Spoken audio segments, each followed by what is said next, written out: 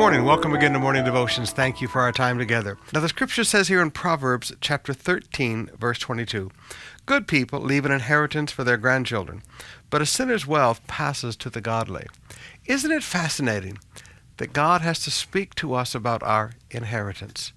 Because when the people of Israel were in the land of Goshen, in slavery, that whole season of their life, they'd left no inheritance for anybody. A slave has no inheritance. But as God began to talk to them about the promised land, all of a sudden now they were going to have an inheritance. And this was a big deal to the people of Israel. Just go through and look up the word inheritance. This was a big deal, that they would have an inheritance in the land. That they would have an inheritance in the land.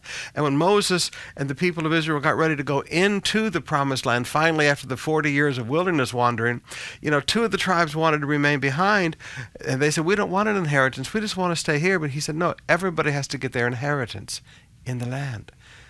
Now, one of the things I want you to see is how important inheritance is for the building of wealth of a family and of a nation.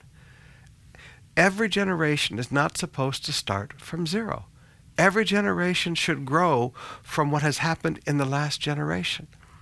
Now, I want to challenge you today. At some point, each one of our generations has to begin to build, cut back our consumption, cut back our lifestyle, and begin to build an inheritance for our children's children. One generation can change the destiny of a family. As a pastor, when we took over this church, we owned nothing. In fact, the property we were using, when we finally were able to get the titles in our name and pay the back taxes and the Laura Langley Act and all that, we had to pay penalties and things worth more than the property was worth. We started below zero. Not only did we not have an inheritance, we started below zero. So now I challenge you as a pastor. We need to leave an inheritance for our spiritual children's children. We need to leave the next generation a foundation to do greater things with than we've ever done. Every generation has to make a decision.